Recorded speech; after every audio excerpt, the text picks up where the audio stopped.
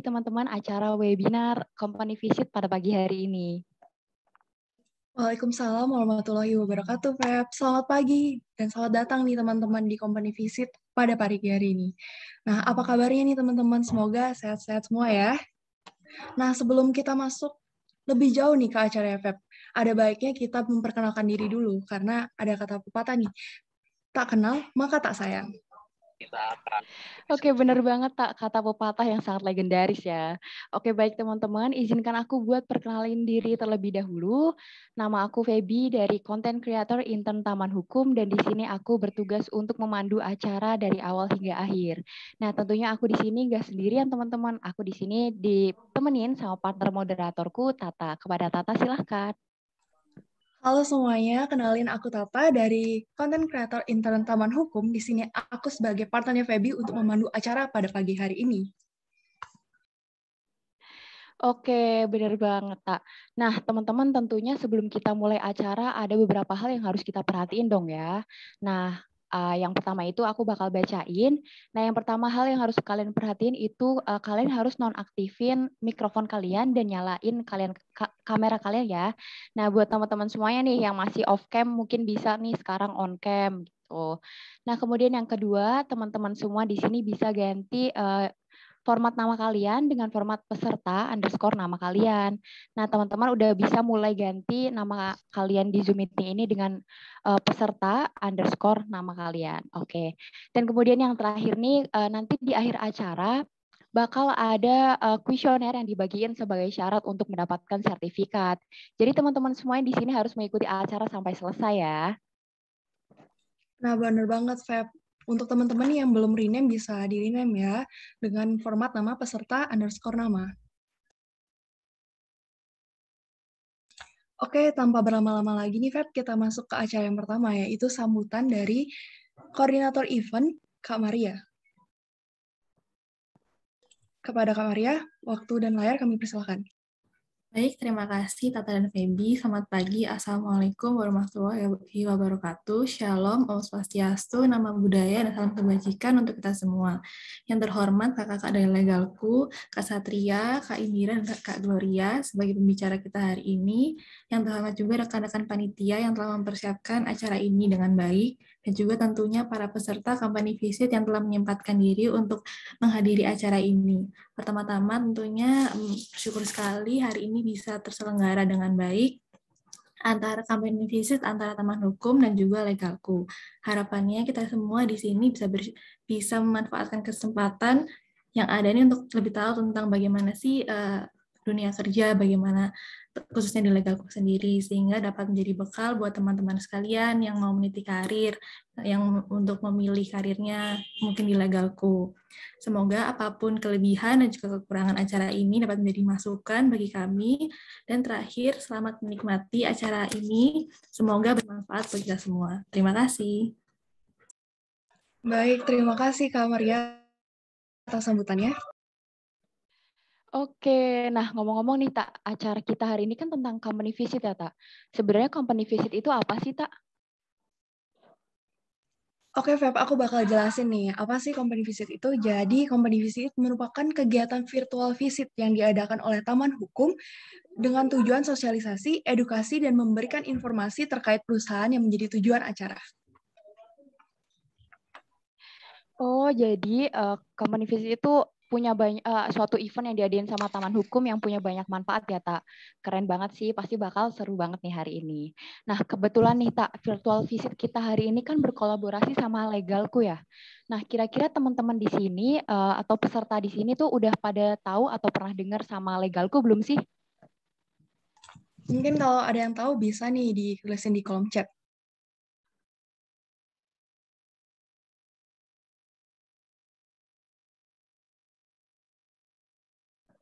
Oke, mungkin langsung aku jelasin aja nih. Nih, ada yang bilang nih, dari Nadifah tahu, tahu Kak. Wih, keren.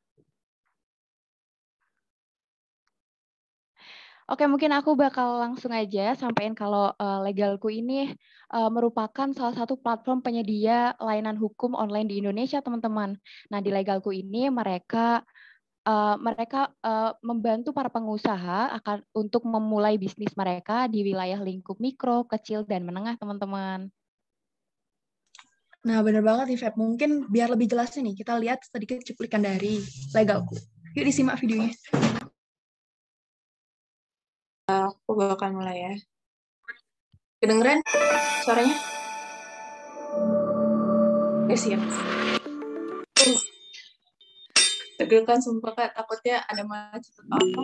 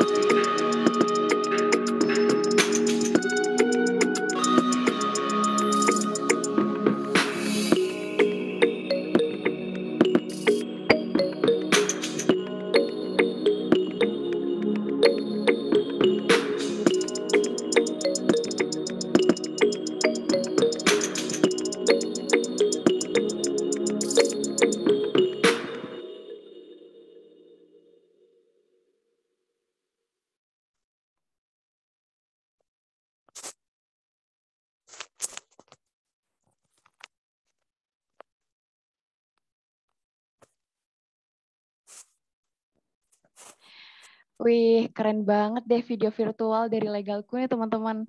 Nah, mungkin nanti kalau udah nggak pandemi, kita bisa nih main-main ke sana. Bener banget nggak sih, Tak? Oke, teman-teman semua, di sini tadi kan perkenalan video dari company-nya udah nih. Nah, ngomong-ngomong nih, Tak, sebenarnya pemateri kita hari ini tuh siapa sih, Tak? Kayaknya seru banget deh. Ya, bener banget, Feb. Pemateri kita ini benar-benar luar biasa banget. Kita kedatangan perwakilan dari Legalku nih, Feb, buat memperkenalkan lebih dalam masalah Legalku ini. Nah, sudah hadir bersama kita Mas Satria selaku Manajer Business Development. Halo Mas Satria. Halo Mbak Tata, halo Feby dan rekan-rekan semuanya, dan juga audiens ya dari Taman Hukum, salam kenal. Halo kenal Mas juga, Satria. Mas, gimana nih kabarnya Mas? Alhamdulillah baik. Sekarang aku lagi 2 Zoom nih sama kelas juga, karena aku juga lagi lanjut nih buat pendidikan kan. Nah, jadi sambil dengerin dosen dan juga ngisi acara di Taman Hukum nih. Wah, siap. Semangat ya, Mas. Iya dong, pasti. Oke, mungkin kita bisa ke pemateri selanjutnya ya. Di sini ada juga Kak Dira, selaku Head Legal and Intellectual Property. Halo Kak Dira. Oke, halo semuanya. Suara saya terdengar jelas ya? Terdengar, Kak? Dengar, Kak. Oke. Apa kabar ini, Kak Lidera? Baik-baik. Apa kabar juga nih MC, panitia, dan juga peserta semuanya? Alhamdulillah baik nih, Kak, kita. Oke. Mungkin kita lanjutin aja, Kak. Yang terakhir ini ada Kak Gloria selaku Legal Associate and Founder of Legal Room. Halo, Kak Gloria. Halo semua, selamat pagi. Pagi, Kak. Gimana nih, Kak, kabarnya? Luar biasa. Pagi-pagi udah semangat webinar bareng teman-teman di sini. Wow. Mau feature legalku, yes. Wah, luar biasa banget ya. Oke deh. Tanpa berlama-lama lagi nih, karena pematerinya udah hadir semua, kita langsung aja nih ke pemaparan materi yang pertama. Kepada Mas Satria, kami persilahkan. Oke. Mas Satria. Oke, sepertinya Mas Satria agak sedikit. Oke, mau dulu, siap. Sorry. Iya, ada silahkan. Oke, mau aku atau kamu, Mas? Boleh dari Mbak Dira, nanti pas di aku ya. Oke, semuanya. Aku mau memaparkan sedikit juga terkait sebelum kita mulai ke materi teknis, aku juga mau memperkenalkan sebenarnya apa sih legalku, terus kemudian value yang kita anut, dan juga how it works. Oke, bisa next slide? Oke, legalku sendiri itu adalah sebuah startup di bidang legal technology yang memang memfasilitasi para pemilik usaha itu di sektor mikro, small, mikro, dan sampai medium.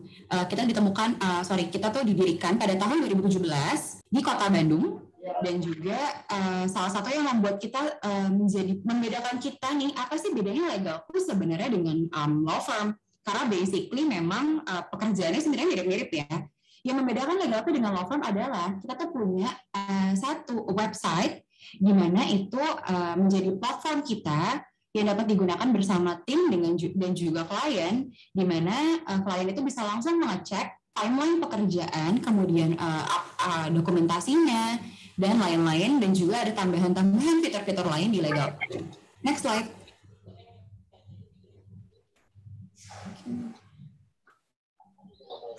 Oke, ini milestones kita sih sampai sekarang. By far, kita tuh mulai di Desember 2017 dan sampai Maret 2021 ini kita sudah ada di kurang lebih 30 kota di Indonesia dan juga di negara di Asia Tenggara. Itu adalah scope of our operating area.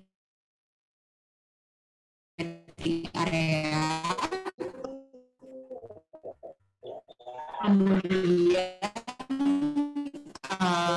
next slide. Legalku. Nah, by far itu kita ada 4 sektor yang memang sekarang sedang kita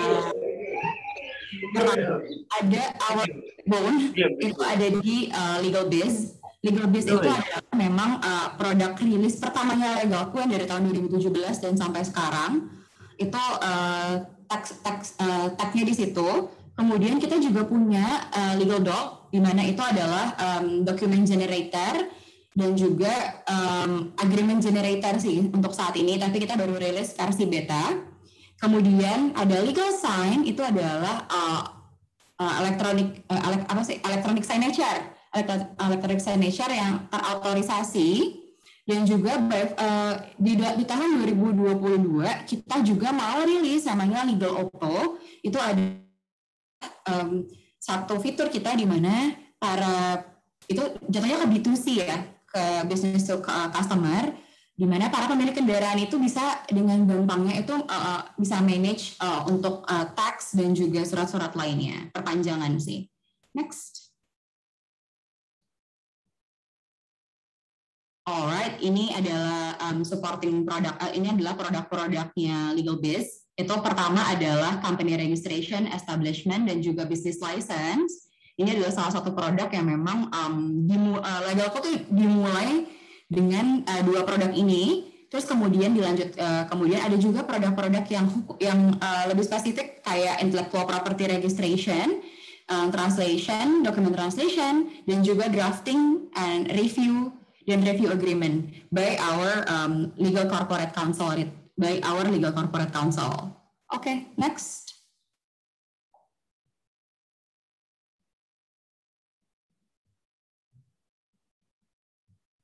Oke, ini kita lagi bahas apa sih business development. Jadi karena ini bukan bidang saya serahkan kepada Suhu Satria. Silahkan. Oke, terima kasih Mbak Dira ya. Oke, so business development mungkin kalau dari namanya sendiri business development itu adalah undernya sales. Wadah besarnya adalah sales. Cuma apa bedanya business development dengan sales dengan account eksekutif gitu kan? Mungkin kalau di zaman sekarang kalau misalnya peserta di sini, kemudian teman-teman semuanya lihat job vacancy atau lowongan kerjaan ada sales eksekutif, kemudian account eksekutif, kemudian business development, mereka semua itu apa bedanya gitu ya? Pertama, mungkin aku jelasin dulu dari skupnya sales. Kalau sales itu, dia hanya jualan, dia itu customer centric. Jadi ketika udah jualannya selesai, sudah gitu kan. Kemudian ada juga dia account eksekutif, itu atau account manager ya.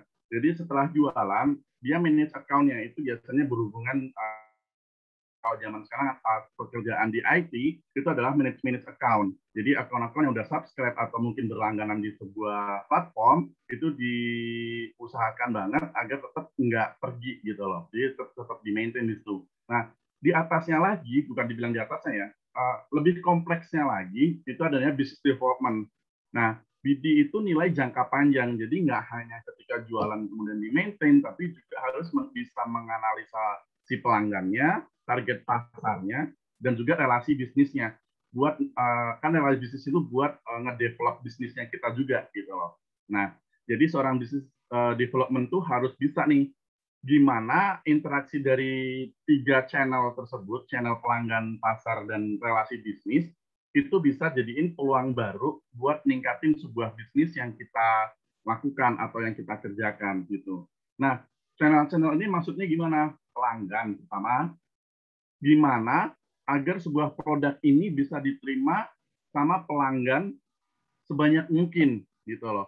Kita mesti tahu nih produk-produk apa yang lagi in, produk-produk apa yang lagi dibutuhkan. Misalnya, mungkin awalnya legal tuh hanya izin, ternyata izin itu nyangkut juga dengan pendaftaran merek, kemudian nyangkut juga dengan perjanjian ketika dia sudah punya izin, otomatis dia bahkan bekerja sama orang lain. Nah, itu butuh juga perjanjian gitu kan. Ternyata dia mau buka toko di Tokopedia misalnya gitu, jadi official store. Nah, itu dia butuh buat pendaftaran merek, selain izinnya harus sudah ada, tapi juga ada daftar merek misalnya gitu. Kemudian gimana? Ada channel pasar. Kita harus tahu nih pasarnya kita tuh tepatnya di mana, biar target market itu selalu berkembang, dan juga ketika satu pelanggan ini bisa dilanjutkan, setelah dia daftar merek, kemungkinan dia bakal seperti ini. Nah, itu terus-terusan targetnya harus ada terus gitu. Dan juga kita selain main, kalau di account eksekutif atau account management itu adalah sales yang nyari orangnya, account yang ngolahnya. Sedangkan BD itu juga nyari terus pasar baru buat memenuhi kebutuhan memenuhi perkembangan si usahanya gitu kan. Yang ketiga adalah relasi bisnis. Jadi apapun jenis usaha yang di luar sana itu kita harus kerjasama baik dari dalam tim sama di luar buat si perusahaan kita itu bisa berkembang. Jadi bisa meningkat melalui community partner atau mungkin company partnership. Jadi BD nggak hanya sebatas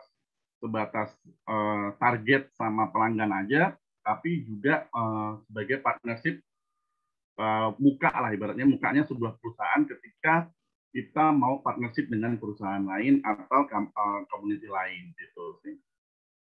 Bisa di next slide ya. Mungkin satu-satu ya, jangan langsung dikeluarin. Ya, pertama job business development itu pertama adalah riset pasar yang pasti. Kita harus tahu nih tren pasarnya seperti apa. Misalnya kalau dari apa? Ambil contoh kalau dari legalku ini misalnya.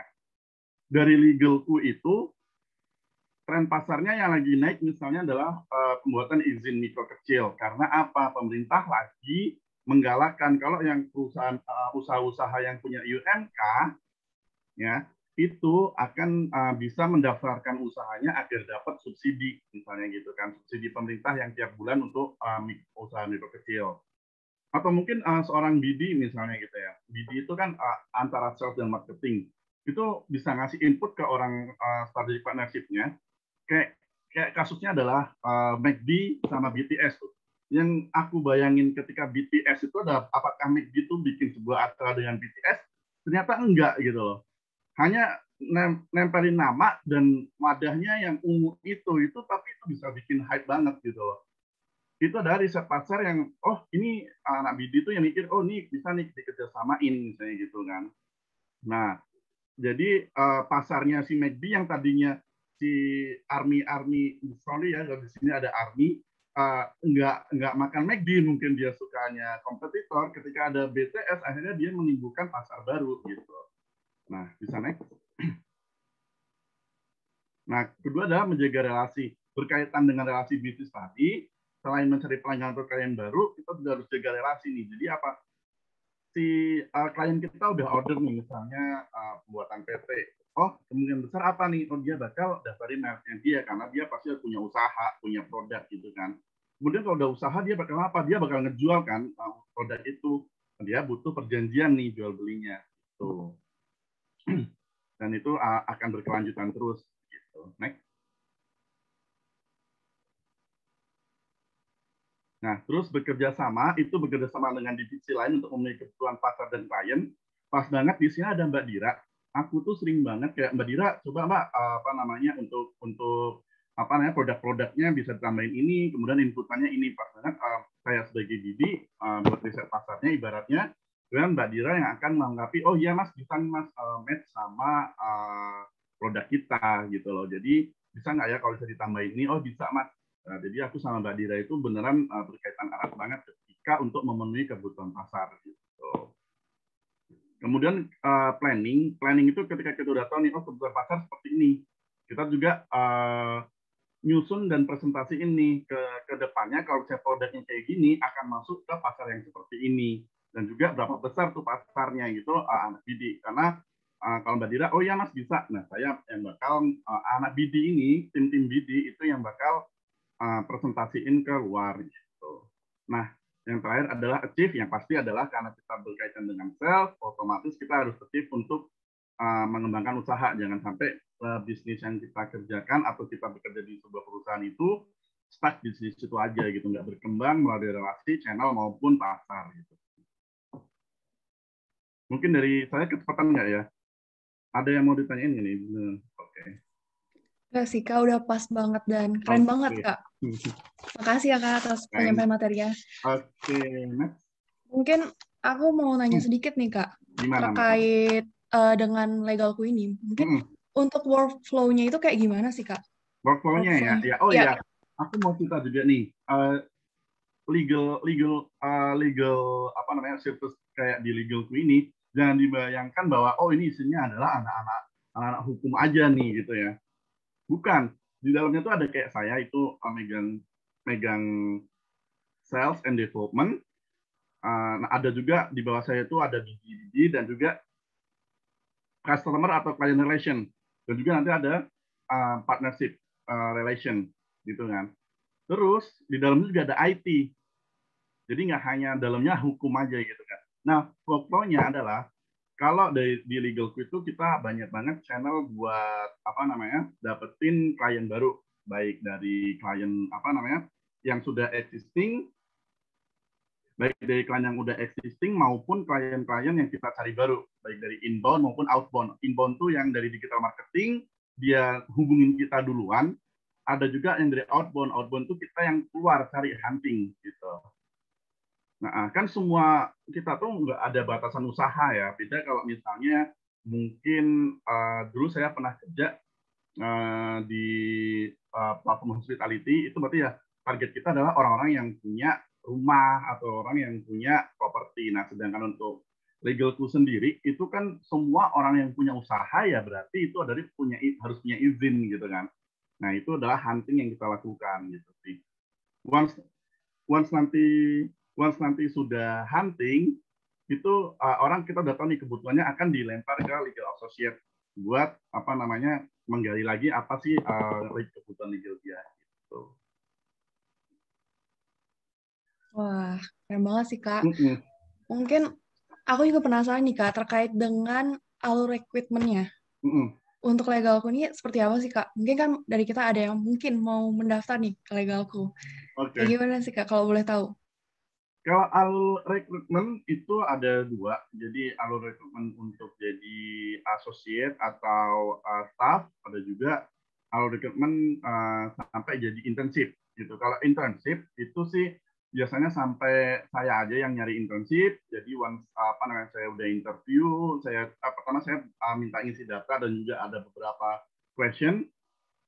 Terus saya cek juga CV-nya, kemudian udah masuk. Biasanya saya interview 1 atau 2 kali, match sama kebutuhan, itu bisa aku rekrut sebagai intern. Nah, intern ini nggak hanya intern, karena apa? Aku nyari intern itu memang yang buat nanti saya bisa rekomendasiin ke manajemen buat jadi karyawan gitu. Jadi nggak hanya selesai intern habis itu ends gitu. Kita nggak. Intern itu adalah tempat untuk belajar dulu apakah talent ini match gitu kan. Ketika match itu aku match dan bisa memenuhi KPI-nya, itu dengan mudah saya bisa rekomendasiin ke manajemen buat dijadiin associate kita gitu. Oke, terima kasih, Kak. Mungkin Kak Indira ada yang mau ditambahkan? Aku mau nambahin sedikit sih, karena kebetulan memang kita tuh rutin buka internship program setiap tahun. Biasanya sih di awal dan tengah tahun itu memang kita ada 2 internship program. Yang tengah tahun ini memang udah lewat sih. Paling mungkin nanti kalau para peserta mau join yang di awal tahun bisa coba cek. Nanti kalau kita ada internship kita akan tag juga Taman Hukum supaya coba siapa tahu bisa dibantuin di post. Sebenarnya gini, kalau dari departemen aku ya,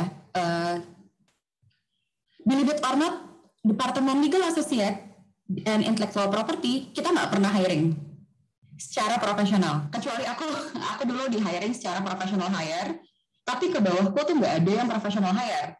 Aku suka banget tag intern untuk jadi staff.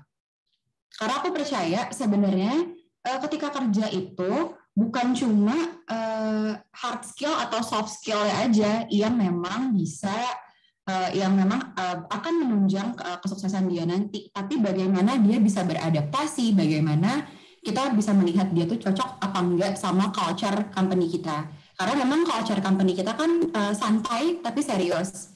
Jadi kita tuh sebenarnya nggak ada yang kayak 9 to 5 gitu. Jadi waktu kerjanya tuh fleksibel, dan juga kita tuh sama sekali nggak dilarang mungkin sambil kerja sambil main media sosial. Justru kita tuh menyarankan gitu loh. Dan ada memang sesi di mana kita namanya sharing session, dan pernah juga tentang media sosial, which is adalah gimana caranya kita main media sosial tuh bukan cuma untuk refreshing, tapi apa sih yang sebenarnya kalian bisa dapatkan, informasi apa sih yang bisa kalian dapatkan dari media sosial, kayak how you develop yourself in media sosial. Nah, untuk flow alur internnya sendiri, aku tuh biasanya di Departemen Legal and Intellectual Property kita ada kayak form gimana tuh quote and quote kayak ujian. Itu ujian basic gitu sih, isinya ada beberapa topik tentang basic law. Most likely ada di Undang-Undang PT, KUH Perdata, dan memang salah satu produk kita kan ada di merek. So kita ada juga masukin satu pertanyaan terkait merek yang refer ke Undang-Undang Merek tahun 2016 gitu. Nanti setelah jawabannya kita rasa benar semua, terus kemudian juga dari karakteristik cara dia menulis dan mendeskripsikan dirinya menarik, itu berarti kita akan undang untuk interview. Dan interview ini bisa kalau di interview kita nggak akan menggali kayak what do you know about legal stuff, karena technically itu sudah kalian jawab ketika dites kan. Tapi justru kita tuh pengen tahu kamu tuh orangnya kayak apa sih? Cocok nggak ya kira-kira kerja sama kita? sama company kita. Cocok lah kamu kira-kira bisa adapt nggak sama company culture kita. Karena kita tuh sebenarnya mungkin Mas Satria juga bisa ngerasain sih. Kita tuh santai banget, bukan yang bahkan di kantor kita tuh nggak ada yang manggil Pak, Bu. Kita sama CEO pun kayak Kang gue gini. Oke, itu santai banget. Tapi memang yang dilihat adalah kamu boleh santai, tapi kesantaian kamu itu bukan berarti kamu nggak achieve dan nggak excellent dalam kerjaan. Jadi santainya itu dibawa kayak kamu tuh nggak stres ketika kerja. Sebenarnya kayak level stresnya bukan kayak atasan galak atau gimana, tapi lebih kayak kamu bisa benar-benar explore. Mau kerja sambil rebahan silahkan, mau kerja sambil di kafe kita nggak melarang. Tapi yang penting gimana caranya kamu bisa manage waktu kamu untuk diri kamu sendiri dan juga untuk bisa achieve dan memenuhi timeline kerjaan kamu sih. Kalau di legalku kayak gitu. Jadi mungkin nanti para peserta mungkin ada yang mau join intern kita, itu bisa sih kita ada intern di awal tahun. Dan biasanya kalau intern kita, kalau misalnya kalian kita lihat sebagai potential kandidat, itu aku akan dengan senang hati, seperti kata Mas Satria, kita akan bawa ke manajemen meeting untuk kita sarankan untuk jadi employee di kantor. Salah satunya Mbak Gloria ini start di legalku dari intern. Gitu. Iya, betul banget Mbak Dira. Emang di legalku tuh jangan, kan kalau saya kan ada pengalaman dulu pernah di sebuah bank besar gitu kan. Kemudian pernah juga di edukasi ya, kampus. Terus di startup ini udah yang kedua kalinya. Itu beda banget. Jadi kalau misalnya biasanya di company atau corporate besar, manajernya itu sadis-sadis. Aku jadi orang sales gitu kan, dulu tuh orang account officer, kemudian jadi BD. Manajernya ketika saya nggak dapat meeting atau apa, dia langsung kayak gini, oh kamu nggak meeting? Nggak Pak. Kalau nggak bisa meeting nggak usah jadi BD. Langsung digituin. Loh, nggak ada prospek? Iya. Ngapain kamu di kantor? Keluar sana. Gitu loh. Manajernya bisa kayak gitu. Di kita, manajer gitu kayak saya nggak mau melakukan kayak gitu ke tim aku, tapi ini anything you do, ini ada hasilnya gitu sih. Proses kita lihat juga, tapi hasil juga kita tungguin. Prospeknya nambah atau enggak, kemudian closingnya gimana, kita lihat by proses gitu ya Mbak Dira ya. Nggak enak, karena otomatis kita itu kan kita lihat staff itu kan learning by doing ya. Kalau misalnya dari awal udah digembleng kayak gitu, udah stres duluan gitu. Kita nggak mau performa mereka turun gara-gara omongan kita gitu kan. Betul. Kalau di corporate itu secara oke gitu, tapi siap-siap pasti bakal ada manajer kayak gitu. Ya, di kita sebenarnya salah satu yang kita membuat saya happy kerja di legalku sudah sampai tahun kedua dan masih betah adalah karena nggak ada internal politik. Betul. Gitu. Wah, pemaparannya tadi udah jelas banget sih Kak, dan ternyata nggak cuma dari anak-anak hukum aja yang di legalku ya Kak. Terus juga di awal tahun ini bakal dibuka juga internship-nya. Jadi bagi teman-teman nih yang pingin banget daftar di legalku, bisa banget nanti dipantau terus sosmednya legalku nih untuk pengumumannya. Saya lagi nyari CRO juga loh, tapi internship. Oh ya? Iya, 2 orang. Wow, nih teman-teman nih yang ya untuk bannernya saya kirim juga ke Taman Hukum ya. Oke Kak, siap. Oke, bagi yang pingin nih bisa banget daftar nanti ya. Baik. Ada lagi dari MC atau Mungkin kita lanjut ke pemaparan kedua ya Kak ya. Okay. Nah teman-teman semuanya di sini kan tadi sudah dijelaskan mengenai company-nya nih. Nah di sesi kedua ini kita bakal ngebahas tentang job desk lebih dalam dari legalku teman-teman. Nah pemaparan ini bakal disampaikan oleh Kak Indira atau Kak Gloria ataupun Kak Satria. Kepadanya kami persilahkan. Oke, bisa next slide. Oke. Untuk kali ini sebenarnya aku bukan cuma job desk, tapi ini juga mau sharing knowledge terkait Legal Associates 101 karena kebetulan sebelum di legalku juga aku tuh salah satu associate di salah satu boutique law firm di Jakarta. Jadi sedikit banyak aku sudah kayak memahami sebenarnya how to be a great legal associate, how to ace this position gitu. Kita bisa next slide. Oke, aduh, ini tak kenal sama kata saya. Aku perkenalan dulu kali ya, buat diri sendiri nih.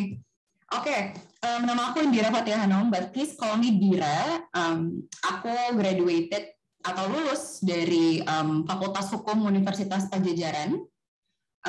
Setelah lulus dari FH Unpad, aku bekerja sebagai associate di Tarigan and Partners Law Firm. Itu lokasinya ada di Tamrin.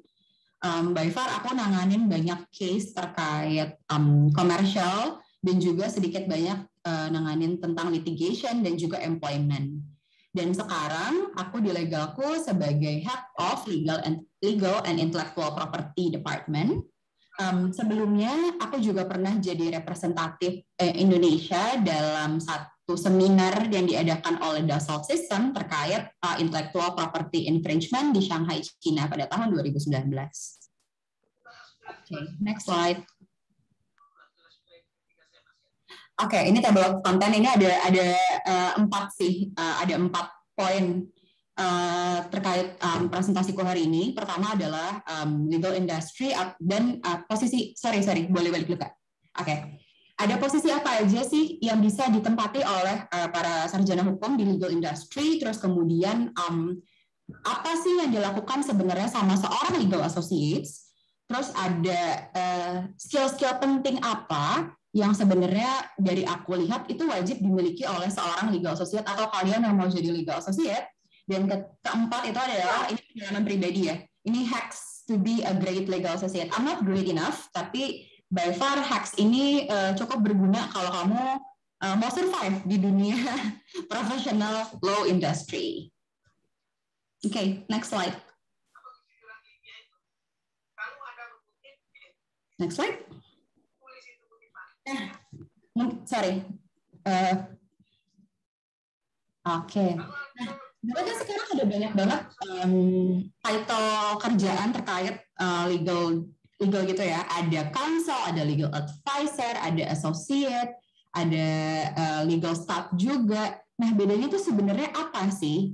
Nah, sebenarnya gini, bedanya adalah role dan spesifikasinya mungkin. Kalau legal staff itu rata-rata pasti kan memang ditaruh di company. Dia akan ngurusin both internal legal company-nya dan juga administrasi legal company-nya. Biasanya perjanjian, misalnya ada perjanjian kerjasama nih company dengan company lain. Nah, itu due date-nya kapan? Tenggat waktu berakhirnya kapan? Apakah harus diperpanjang? Apakah ada klausa perpanjangan otomatis? Gitu. Nah, bedanya sebenarnya sama job desk yang legal associate itu apa? Nah, legal associate itu sebenarnya sebuah title yang biasanya digunakan di sebuah law firm. Di law firm atau firma-firma hukum. Nah, itu fungsinya sebenarnya legal associate itu pekerjaannya mirip seperti legal staff, cuma kita dituntut untuk jauh bisa lebih berkembang dan juga bisa lebih creative thinking. Itu nggak cuma kreatif, bukan masalah kreatif ini ya, bukan masalah kayak kreatif tuh bikin gambar orienting, tapi bagaimana kita bisa menginterpretasikan suatu pasal atau suatu undang-undang untuk memenuhi kebutuhan klien dan juga melindungi kepentingan dari klien kita. Next slide. Okay, what does legal associates do? By far, seorang legal associates itu punya 4 job desk utama. Pertama adalah kita tuh managing client cases atau case atau issue dari klien itu dari start to finish. Nah, maksudnya dari start to finish itu apa sih? Pertama pasti kliennya curhat dulu.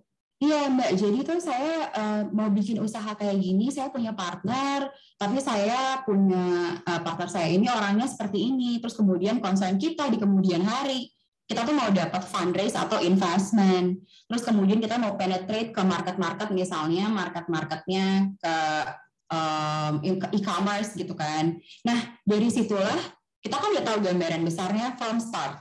Nah, bagaimana kita menjalankannya adalah kita cari needs dari klien ini itu apa aja, terus kemudian kita laksanakan semua.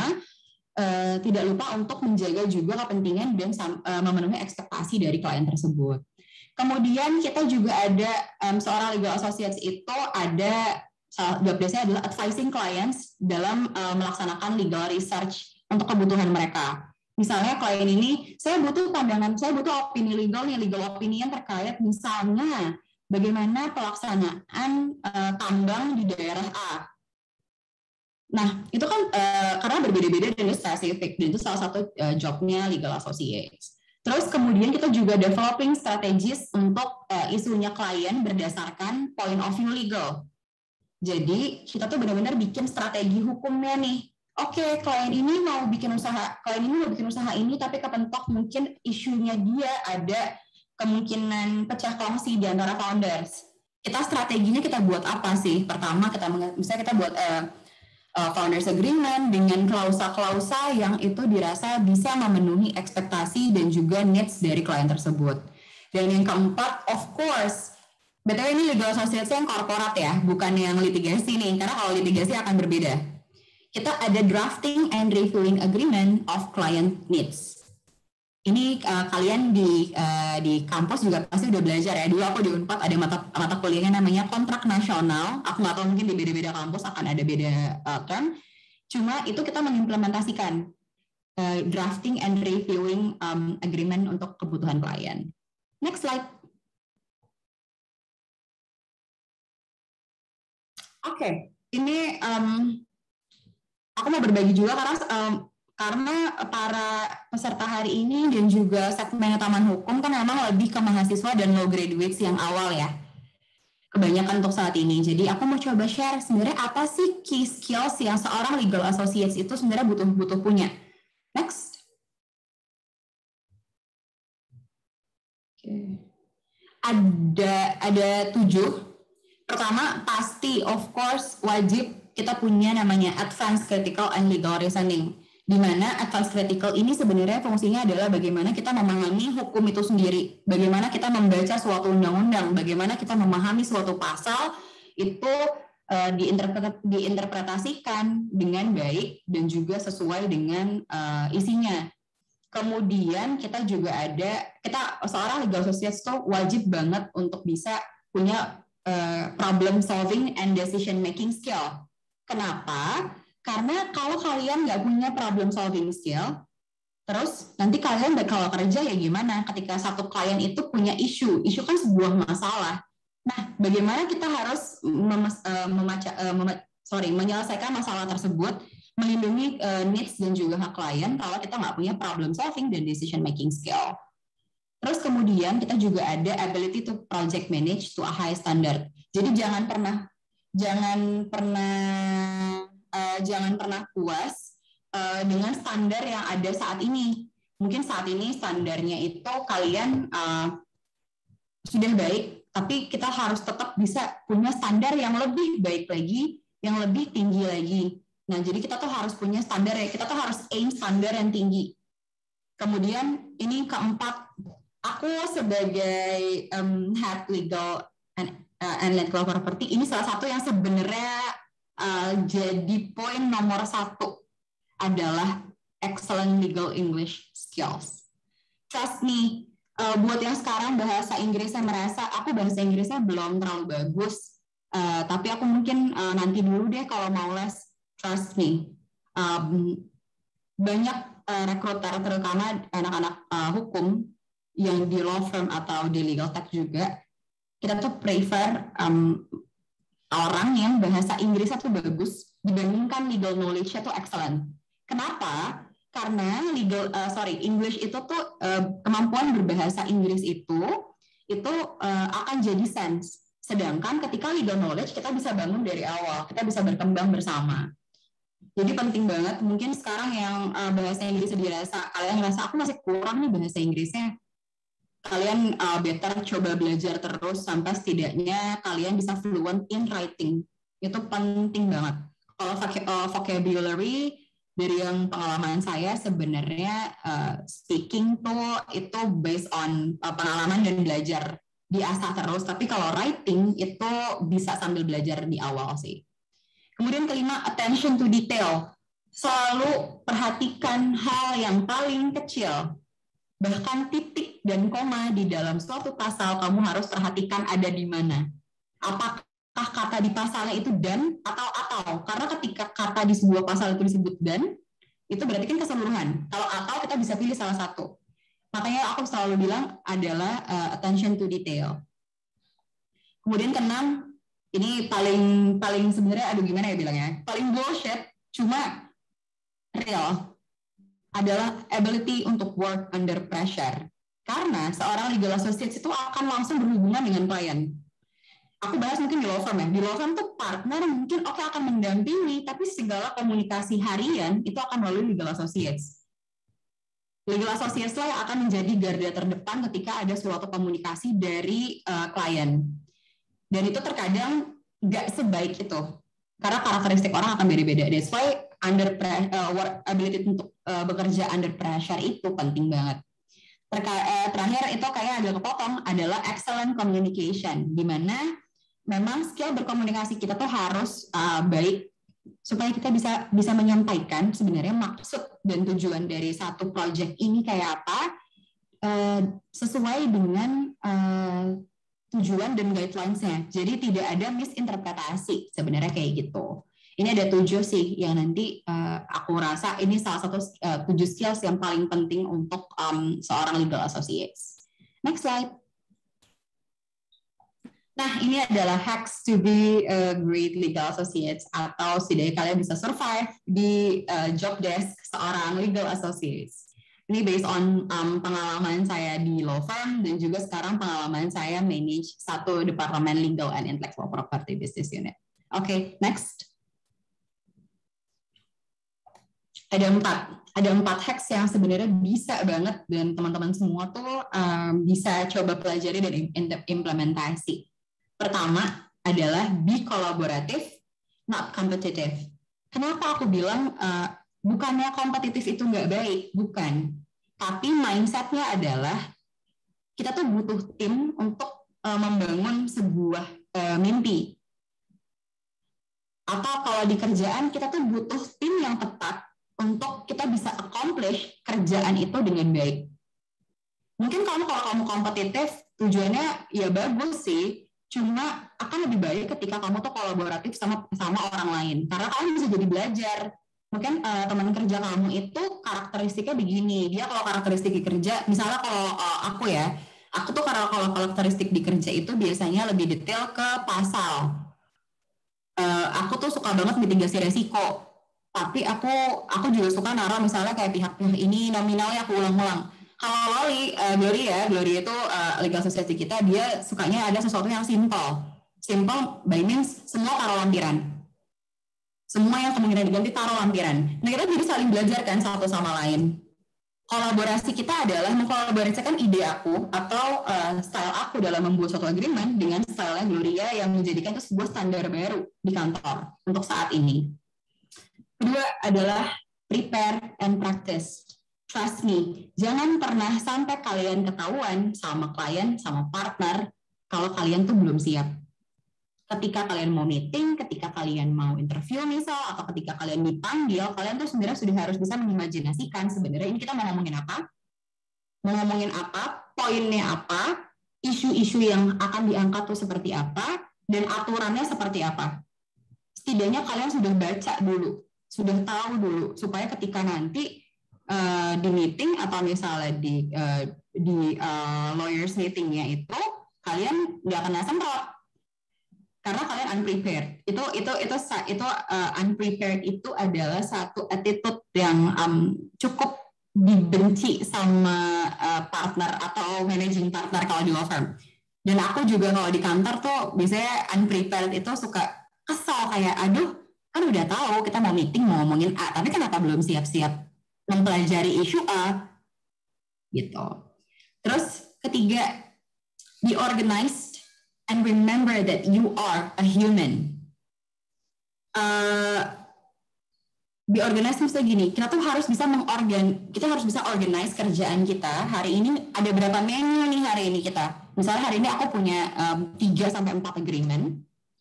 Terus aku ada 2 meeting. Oke, aku harus organize slotnya pagi ini aku ngerjain apa, after lunch aku ngerjain apa, meeting jam berapa, prediksi untuk agreement yang ini untuk ngerjainnya berapa jam. Supaya kenapa? Karena aku selalu mau remember that I am a human. Karena kita tuh sebagai manusia, meskipun ketika sudah kerja, kita tuh tetap butuh waktu untuk diri sendiri. Kita tetap butuh waktu untuk diri sendiri, kalau nggak kalian akan gila. Trust me. Kalian akan stres. Makanya kalian harus bisa organize dan menyelesaikan kerjaannya tepat waktu, supaya kalian punya waktu untuk diri kalian sendiri.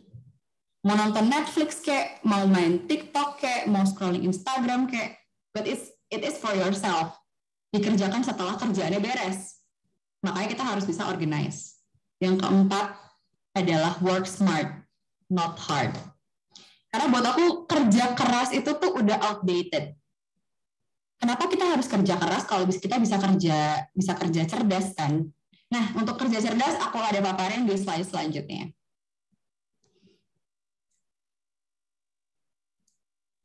Oke, ini adalah ada 5 poin yang menurut aku bisa mendetermine sebuah kerja cerdas. Gimana sih caranya kerja cerdas?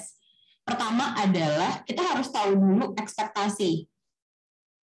Tahu ekspektasi klien, tahu ekspektasi atasan, tahu ekspektasi rekan kerja.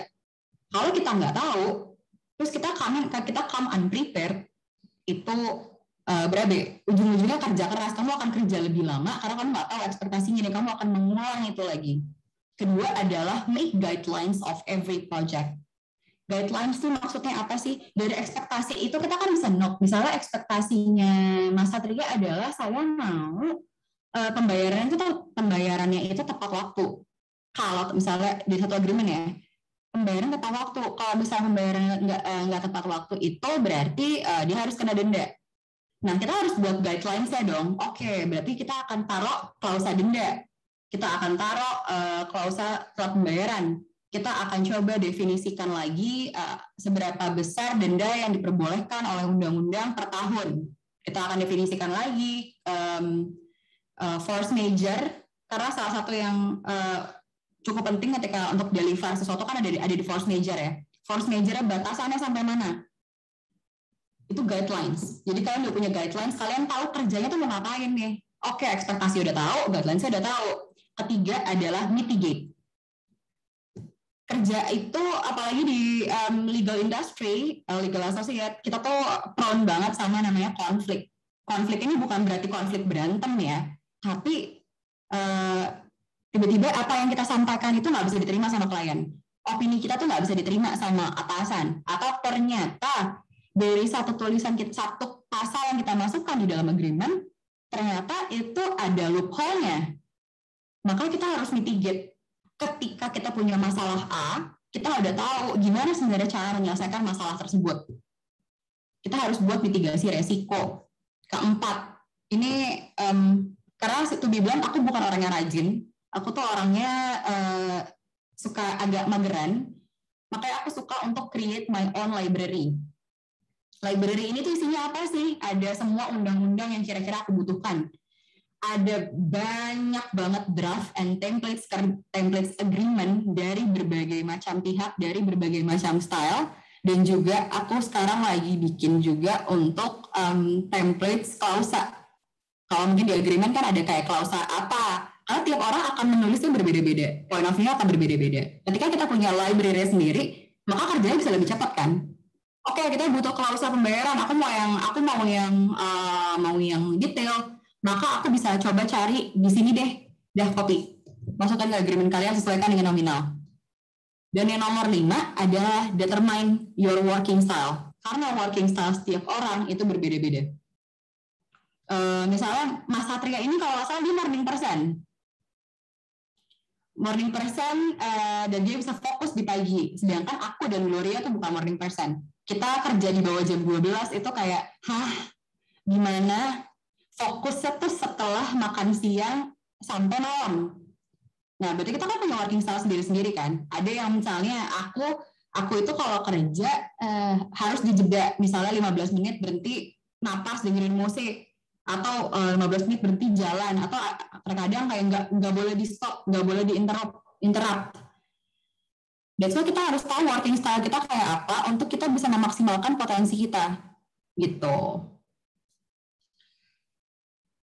Next. Ini udah selesai sih.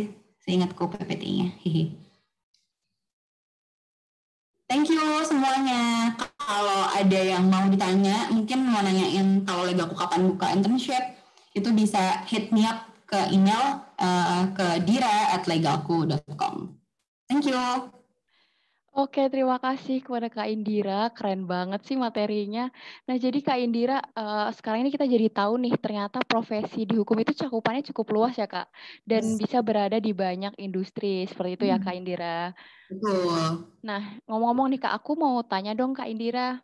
Boleh. Oke, buat jadi legal associate itu apakah ada persyaratan baku, Kak? Kayak semisal harus S1 atau S2, kemudian apakah kita harus punya pengalaman terlebih dahulu untuk masuk ke dalam, untuk jadi suatu legal associate seperti itu, Kak? Alright. Untuk jadi seorang legal associate, of course yang dicari itu beda ketika kalau misalnya di business development itu bisa all major, tapi ketika legal associates kita mewajibkan dia itu S1 hukum. Karena setidaknya basic knowledge-nya dapat dulu. Pengalaman kerja sebenarnya tergantung posisi. Karakter kalau posisinya itu junior atau entry level, of course kita nggak mewajibkan pengalaman kerja. Tapi ketika posisinya senior ya wajib dong ada pengalaman kerja gitu kan. Dan kemudian kamu harus, sebenarnya ini salah satu sih buat interview mungkin ya, kalau ada yang mau interview jadi seorang legal associate, kamu harus tahu misalnya di firma itu atau di kantor itu mereka banyak nanganin kasus apa. Karena biasanya pertanyaannya adalah seberapa jauh kamu tahu tentang undang-undang yang berkaitan dengan kasus tersebut. Aturannya seberapa jauh sih kamu taunya gitu. Oke, Kak. Jadi harus S1 hukum gitu ya, Kak? Yes. Kemudian aku mau tanya lagi nih, Kak. Sebenarnya perbedaan signifikan dari bekerja di law firm dan di legalku tuh apa sih, Kak? Oke. Perbedaan signifikannya adalah work ethic.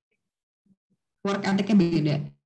Untuk kerjaan lebih bilang sama. Ya bedanya mungkin di legalku kita nggak nanganin litigasi, kita pure ke korporat. Tapi kerjaan yang aku lakuin korporatnya sama, tetap advising, tetap drafting and review. Bedanya adalah work ethic. Ketika di law firm itu formal kan memang. Jadi kalau di law firm itu strukturnya adalah ada managing partner. Di bawah managing partner tuh akan ada partner. Di bawah partner tuh biasanya ada senior partner dan associate. Jadi masing-masing partner tuh punya associate-nya sendiri-sendiri. Atau associate ini akan dipilih oleh partner untuk ngerjain project dia. Itu bedanya. Tapi ketika di legalku ya, kita atasannya bisa, dan itu biasanya kalau di law firm itu, kita mau reach up ke managing partner tuh, kalau misalnya nggak lewat senior associate atau partner dulu, pasti kena semprot. Karena itu bukan etiknya. Kalau di legalku sebenarnya kita feel free lah, bahkan anak intern mau reach up ke CEO kita, pasti dibalas, dan nggak akan dipermasalahkan gitu. Misalnya kayak, go on, kalau misalnya kalian mau kontak CEO kita, you, nggak ada yang melarang. Dan kedua, work ethicnya adalah kita tuh santai tapi serius.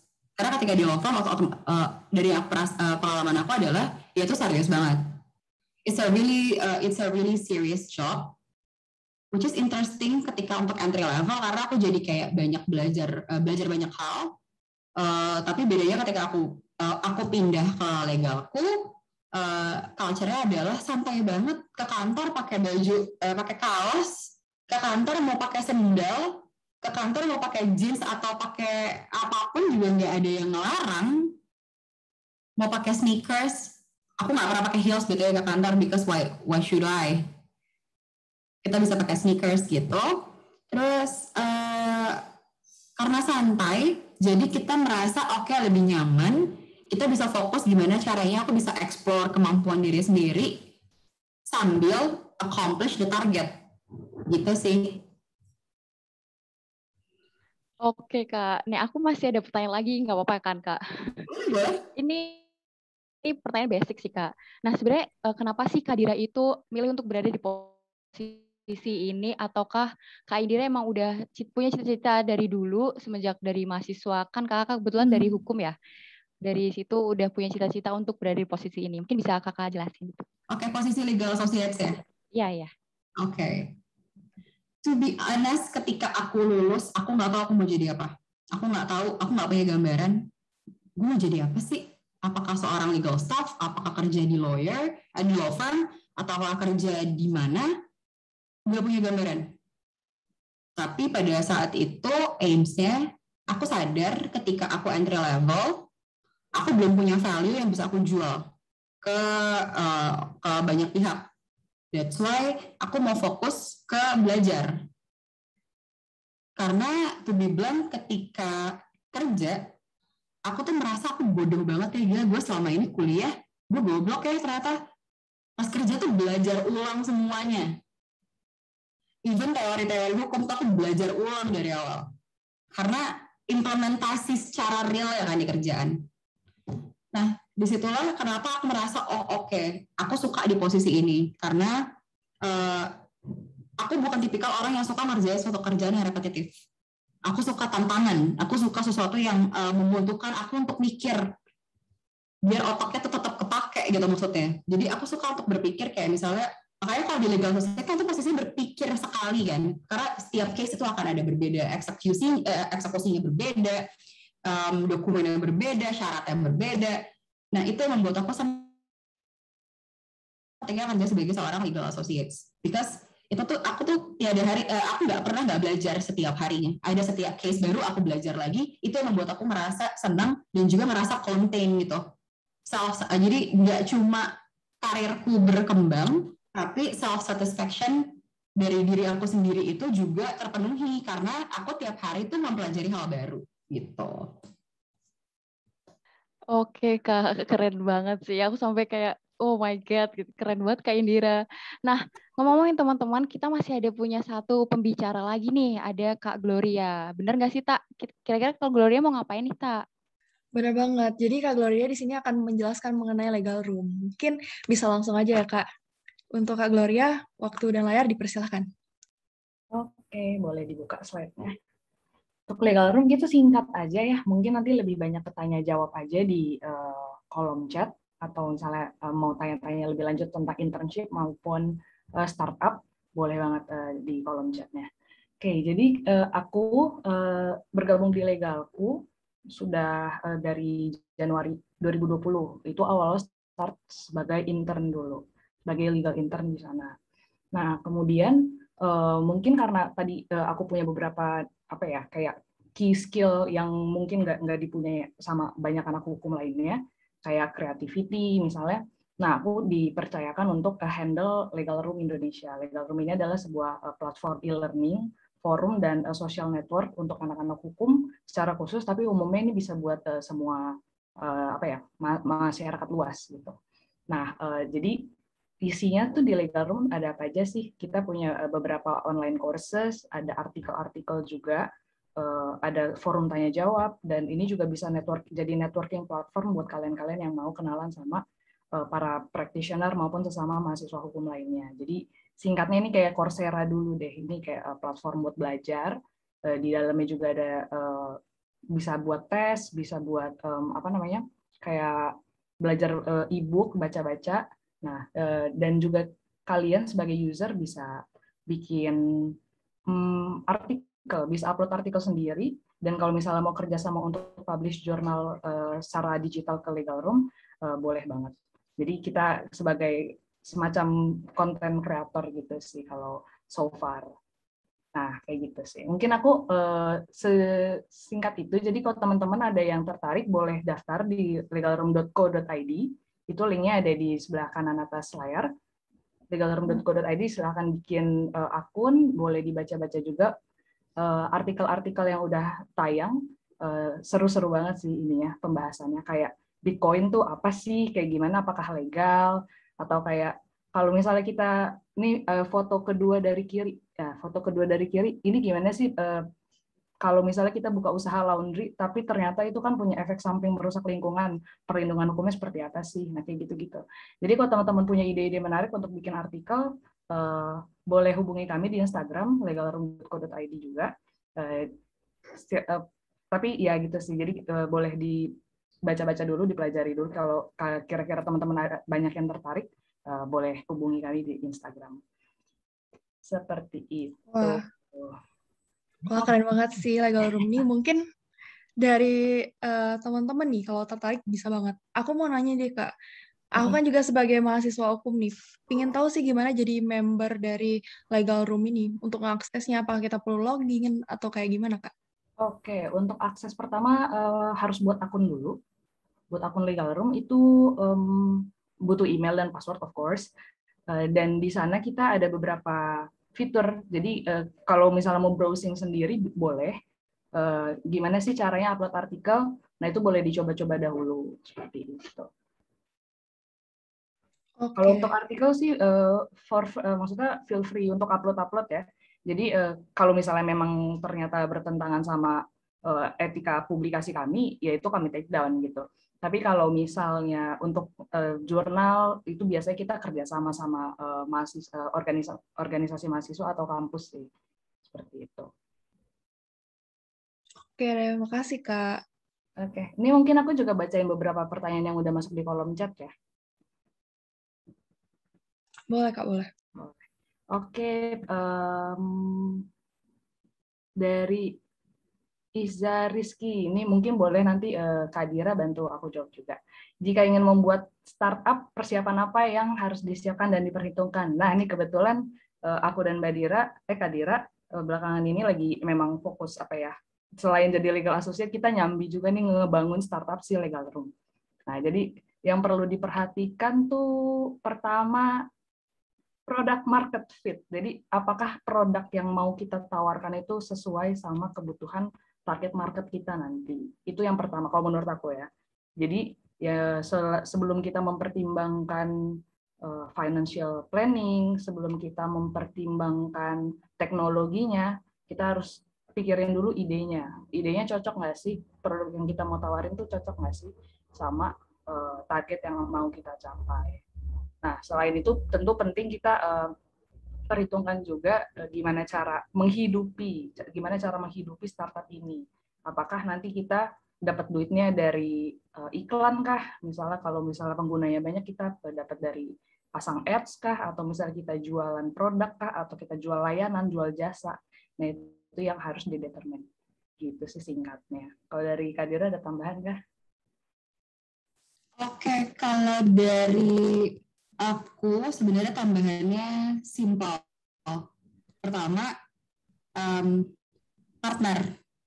You have to find, kamu nggak mungkin bisa bikin bisnisnya sendiri.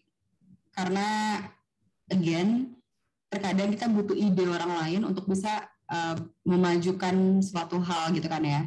Kita harus punya partner yang tepat, kemudian juga kita harus punya job description masing-masing yang sudah disepakati. Jadi nanti nggak akan ada isu di kemudian hari. Misalnya kayak, lo kan harusnya bikin ini lo, ini kan job desk lo. Padahal kita nggak pernah tulis. Itu please make sure kalian punya KPI-nya. Terus kemudian adalah trust. You have to trust your partner, you have to trust your business, supaya kalian bisa punya semangat untuk berkembang. Kalau kalian nggak percaya, kalian nggak pede, itu susah sih untuk berkembang bisnisnya. Yes. Nah, kalau untuk masalah perizinannya, legalitasnya itu mungkin boleh akan ada ini nih nanti Taman Hukum, ini sneak peek dulu ya, aku bocorin. Taman Hukum nanti akan ada podcast juga bahas tentang perizinan startup digital tuh gimana sih. Itu ada di Instagramnya mereka nanti. Nah, itu kalau udah up, kalian boleh denger juga supaya bisa mempersiapkan startup ini dari sisi legalitas. Seperti itu. Oke, pertanyaan selanjutnya. Untuk legalku saat berdiri dibantu dengan investor atau berdiri sendiri? Oke. Kalau awal-awal gimana tuh? Legalku tuh ketika, jadi ini sebenarnya ini kita masuk ke startup terms ya. Iya, jadi startup terms nih. Dan sedikit confusing. Legalku itu ketika mulai dia berdiri itu kita tuh bootstrapping. Bootstrapping itu berarti kita bekerja dengan modal sendiri, dengan biaya operasional ditanggung sendiri berdasarkan revenue dan profitnya.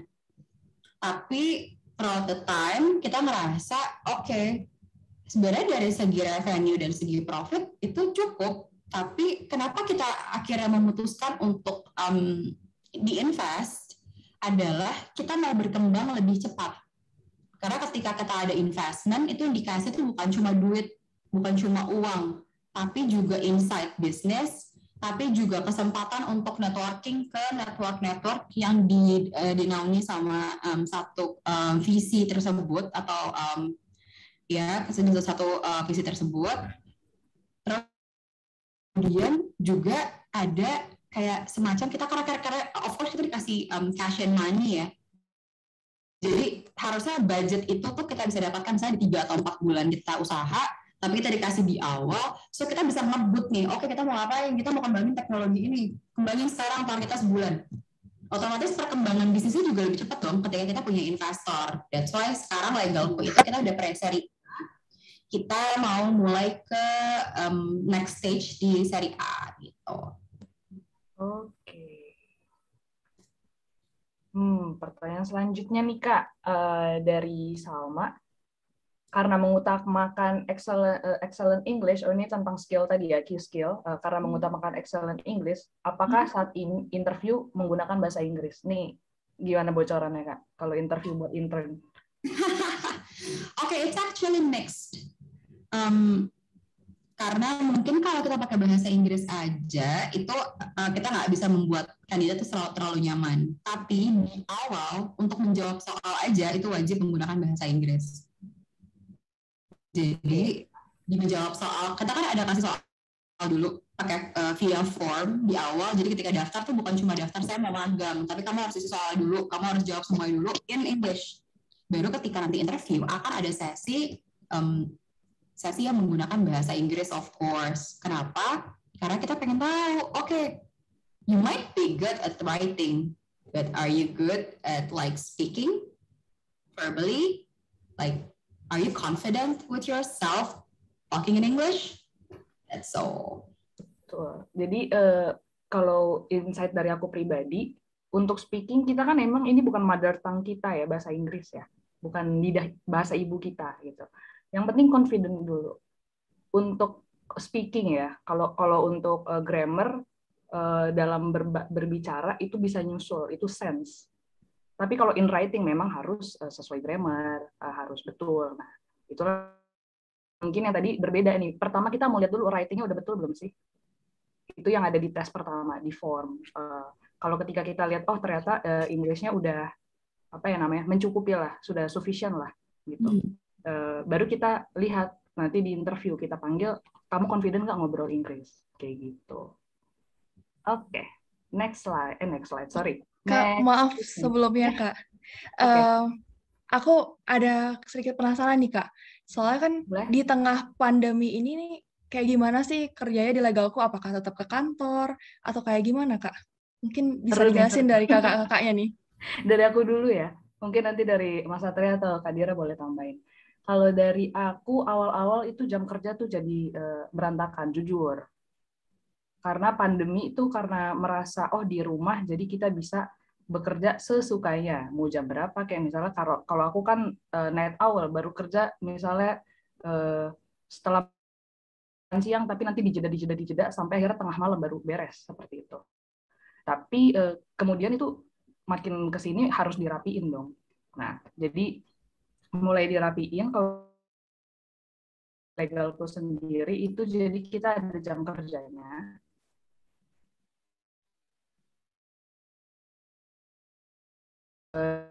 Dan daerah kita mulai ke kantor seminggu 2 kali. Itu kalau misalnya udah memungkinkan. Nah, sejauh ini sih belakangan ini kita masih WFH, tapi WFH-nya tuh dari home salah satu tim kami. Misalnya seringnya di rumah Kak Dira gitu, karena rumahnya di tengah-tengah. Jadi kita nih datang ke rumah Kak Dira untuk bekerja bareng-bareng, seperti Mas Satria dari tim aku, kemudian ada dari tim digital marketing, kita semua ngumpul. Karena ingat tadi yang Kak Dira bilang, kita human, kita bukan machine loh gitu. Kita harus butuh human interaction juga gitu. Jadi waktu kerja dan style kerja di masa pandemi ini menyesuaikan sih, nggak bisa kita bilang bakal kayak gini untuk 2 bulan ke depan, belum tahu juga kayak gimana. Tergantung aturannya. Betul, tergantung aturan juga. Tapi kalau aku boleh nambahin dikit ya, Mbak Gloria. Silakan. Yang paling unik tuh di tim BD-nya Legalku. Nggak ada yang besar. Satu di Bandung, satu di Purbalingga, satu di Tangerang. Betul. Jauh-jauh. Kantor Jakarta tuh cuma saya sendiri, saya single fighter nih di Jakarta. Ya, makanya saya kadang nebeng divisi departemennya Mbak Dira biar ada interaksi manusia. Saya nggak mau kerja dengan komputer aja nih gitu loh. Iya. Tim itu beneran, dan kita nanti bakal buka lagi satu BD customer relation lagi buat yang di Bandung. Makanya kayak ya udahlah, saya memang solo fighter nih di sini gitu. Tim saya beneran mencar gitu. Kayak gitu. Wah, menarik banget ya, Kak. Jadi WFH itu work from rumahnya Kak Dira ya, jadinya. Rumahnya Kak Dira. Jadi walaupun pandemi kayak gini masih bisa tetap nih bondingnya ya, Kak, dengan tadi ke rumah Kak Dira, bareng-bareng kerja di sana, kayak gitu. Iya, awal-awal mungkin bisa ke kafe, cuma kalau lagi PPKM seperti ini kan tidak memungkinkan tuh untuk bekerja di kafe. Jadi kita prefer di rumah aja yang nggak banyak orang lain lewat-lewat lah, seperti itu. Oke, betul banget. Safe, ya. Betul banget, Kak. Nah, mungkin sekarang kita masuk ke sesi Q&A nih. Mungkin untuk teman-teman yang mau bertanya lagi lebih dalam tentang Legalku atau jobdesk kakak-kakaknya bisa banget ketik di kolom chat nih. Atau mungkin gunain fitur raise hand, nanti langsung kita tunjuk, bisa langsung nanya ke kakak. Oke, mungkin sambil jalan aku juga sambil run through untuk ini ya. Question yang udah masuk ya. Oke, ada satu dari Kalisa. Sorry, aku nggak kebaca semua. Iya,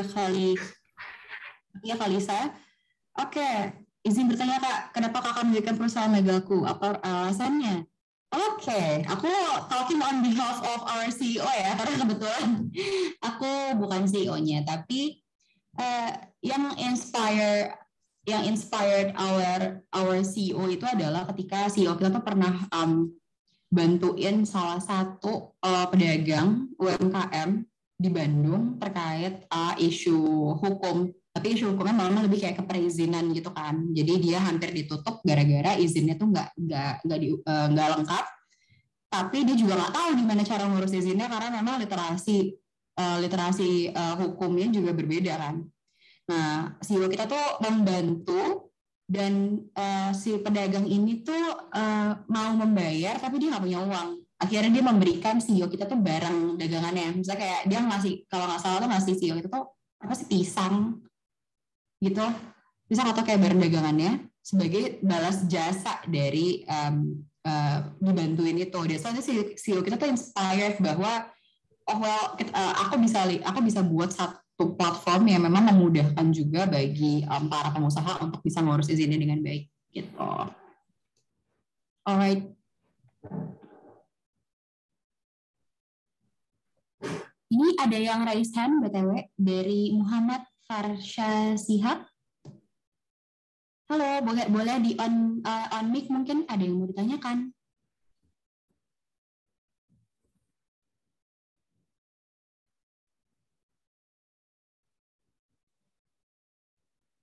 Halo. Oke, kita lanjut dulu kali ya ke pertanyaan. Iya, Kak. Lanjut ke pertanyaan aja ya. Ini dari Akmalia. Bagaimana cara meningkatkan critical thinking kita akan suatu case hukum sehingga mampu melahirkan legal reasoning atau argumen hukum yang baik? Oke. Ini simpel sebenarnya. Ketika mau belajar untuk meningkatkan critical thinking, untuk kita bisa punya legal reasoning atau argumen yang baik adalah kita belajar pakai sistem IRAC. Ada yang pernah dengar IRAC di kampus? Oke, IRAC. IRAC apa aja sih lo? Coba kita kolaborasi ngobrol. Oke, untuk critical thinking, jadi harus sistematis ya.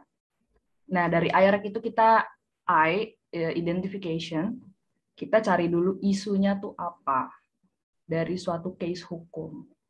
Kan mungkin teman-teman di sini ada yang lagi nyusun tugas akhir atau baru beres nyusun tugas akhir, pasti ditanya isu hukumnya tuh apa dari skripsi kamu. Gitu. Kita harus bisa identify mana masalahnya, apa yang harus diselesaikan, apa yang harus di-solve. Gitu. Pertama, IREC. Dari I, identification. 2, R nih, regulation. Yes. Peraturan mana yang applicable buat masalah yang mau kita selesaikan. Kita harus lihat nih benchmarknya yang benernya tuh kayak apa sih dari regulation itu. Apa yang diatur, apa yang boleh, mana yang dilarang. Ini melanggar nggak kayak gitu dari regulation. Terus IREC, analysis. Nah, setelah kita ketemu isunya, kita ketemu ininya apa? Aturan. Regulasinya. Itulah yang dibilang tuh dasen, dasolen. Yes. Baru dianalisis. Gimana sih yang harusnya yang benernya, tapi implementasinya seperti apa? Itu baru dianalisis. Yang terakhir C, conclusion.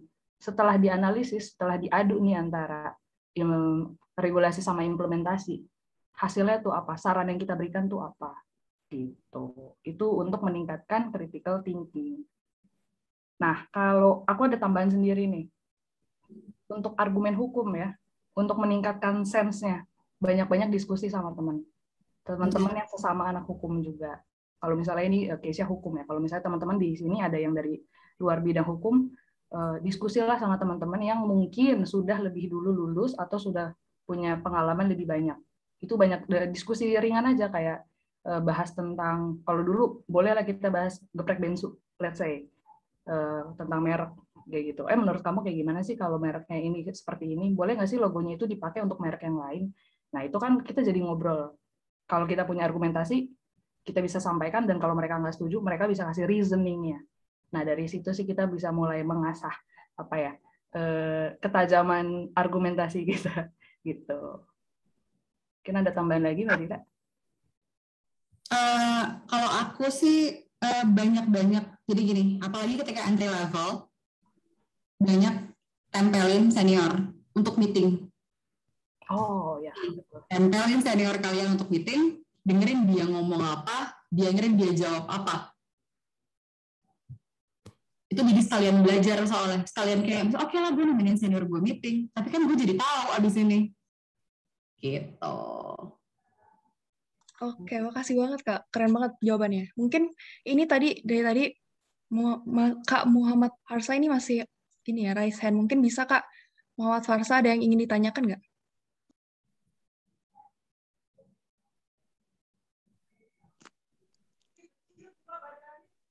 Kak,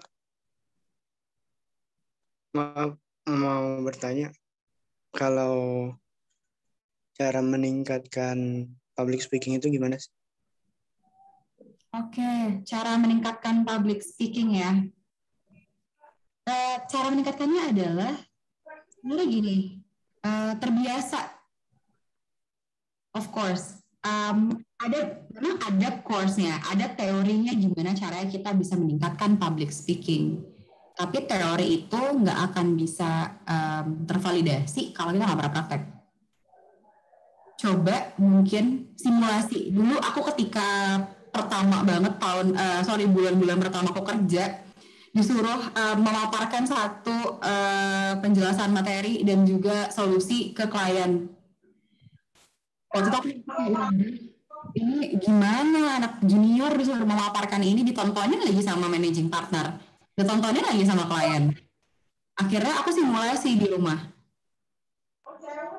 Buka slides-nya, aku benar-benar take notes on everything. Aku simulasi, kalau menurut aku cara penyampaianku itu sudah nyaman, dan memperhatikan juga of course intonasi dan pemilihan kata, itu ketika aku action, itu jauh lebih nyaman. Dan throughout the time, ketika kamu sudah banyak ngobrol sama orang secara profesional, itu secara otomatis public speaking skill kamu juga akan meningkat. Makanya selalu banyakin deh relasi dan ngobrol sama orang sebenarnya ketika untuk meningkatin public speaking. Aku ada ada tips-tips nih beberapa. Gimana ya? Oke, kalau public speaking yang paling bikin yang paling berat ya. Yang paling berat dari public speaking adalah ngomong di depan banyak orang. Kalau materinya mungkin kita udah menguasai, tapi nervous ini nggak bisa dihilangin gitu. Ya kan? kalau saran mungkin ya, atau masukan lah opsi-opsi. Kalau menurut aku yang bisa dilakukan biar membiasakan ngomong di depan orang banyak, satu, live Instagram. Coba deh. Live Instagram bukan yang pre-recorded ya. Kalau pre-recorded mungkin karena kita ngomong sama kamera aja lebih nyaman, of course. Live Instagram. Atau mungkin kalau kita punya inner circle, kita adain aja ala-ala meetingnya, RUPS lah, ala-ala misalnya grup apa gitu. Atau enggak open discussion. Kamu coba deh jadi moderator ya. Kayak bagaimana menurut Mbak Indira tentang kasus ini? Ini simulasi banget loh. Kayak sebetulnya kita mulai di depan teman-teman kita yang udah nyaman. Nah, tapi ngomongin jam terbang harus dimulai dulu. Kalau misalnya belum ada orang ya, belum ada audiensnya, itu kan rasanya akan sangat berbeda sama ketika kita ngomong di depan publik seperti itu. Mungkin boleh di take notes beberapa opsi-opsi tadi. Thank you, Muhammad Farsha. Oke, mungkin dari Terima kasih, Kak Satria mau nambahin barangkali. Yes. Iya, tadi untuk pertanyaan tentang gimana kalau misalnya buat public speaking ya. Benar, pertama emang bukan teori ya, harus dibiasakan mau sebagus apapun teori yang kalian baca tentang public speaking. Aku tuh sering baca banget buku-buku untuk public speaking, gimana persuasi seseorang. Buku yang paling bagus tuh buku lama banget tuh Dale Carnegie. Itu 1-7 buku tuh ada gitu kan. Nah, tapi apapun tetap yang paling apa namanya? Teori sebagus apapun kalau misalnya nggak terbiasa percuma juga gitu kan. Nah, kalau public speaking itu kan ada beberapa nih, public speaking untuk memang kita motivasi atau mungkin memaparkan apa namanya informasi, atau kita public speaking untuk jualan gitu kan. Kalau public speaking untuk jualan, pertama kita harus tahu customer-nya dan juga kita harus tahu produknya, jadi kita jualan pun pede. Nah, tapi kalau misalnya kita untuk informasi, yang pertama adalah kita harus tahu nih materi yang mau kita bawain dan juga kita harus pede dengan materi itu gitu. Gitu. Ada public speaking itu kan ada beberapa ya tujuannya, untuk informasi, untuk motivasi, untuk persuasi, untuk jualan gitu kan. Nah, tergantung nih mau di mana untuk public speaking-nya. Gitu. Oh, aku public speaking buat interview. Interview itu kan pemberian informasi kan sebenarnya kan, kita yang sharing informasi di saya ke Mbak Dira misalnya gitu. Ya berarti ya kita harus tahu dong namanya. Aku tuh kelebihannya di sini, aku pernah ngelakuin ini gitu. Nah, public speaking-nya buat jualan. Aku harus tahu Mbak Dira sukanya apa gitu kan. Kalau untuk jualan, oh Mbak Dira sukanya yang manis-manis, nggak mungkin saya jualan stare gitu ibaratnya gitu kan. Nah, gitu sih, kita harus tahu orangnya dulu baru produk kita gitu kan. Tergantung nih public speaking-nya, tapi yang pasti adalah itu materi ada, tapi baik kebiasaan gitu. Itu sih saran aku. Oke, mungkin Kak Muhammad Farsha udah terjawab belum nih jawaban-jawaban dari kakak-kakaknya? Ya, sudah Kak. Makasih ya Kak. Oke, nih Kak, masih ada pertanyaan dari yang di kolom chat, aku bacain ya Kak ya. Silakan. Dari Arich, izin bertanya Kak, syarat untuk internship di Legalku bagaimana ya Kak? Apakah mahasiswa semester 1 bisa join? Oke, syarat internship di kita sebenarnya simpel. Syaratnya untuk mohon maaf untuk semester 1 belum bisa join karena kita syaratkan itu minimal itu sudah accomplish semester 5. Itu kalau di departemenku ya BTW. Kalau di Mas Satria mungkin beda. Kenapa kita syaratkan di semester 5? Karena satu udah dapat hukum perdata sama hukum pidana. Itu kan dasar. Perikatan udah dapat. Jadi setidaknya dasar-dasar hukum yang memang itu akan banyak kepake, itu tuh udah dapat semua. Jadi kalian tuh udah tahu kalau misalnya kita ngomongin agreement ini gimana nih, oh ini nggak bisa. Yang nggak bisa karena apa? 1320-nya yang mana? Syarat subjektif atau objektif. Jadi dapat dibatalkan atau batal demi hukum. Kan kalau misalnya kalian udah dapat pelajaran, udah dapat mata kuliah perikatan, hukum perdata, itu otomatis kan sudah mulai memahami, tinggal menajamkan. Jadi syaratku kalau semester 1 fokus dulu, nanti mulai magang tuh di semester 5 deh. Gitu. Oke, mungkin dari Kak Satria atau Kak Gloria mau nambahin? Dari Mas Satria? Kalau dari saya, kalau saya bisa mintanya semester akhir, kalau enggak memang fresh grade ya. Karena kalau saya memang nyari pertama dari sisi job desk-nya sendiri untuk PD itu for God's sake, kalau dari Mbak Dira tuh full of pressure, ya pressure untuk timeline. Kalau saya adalah pressure target.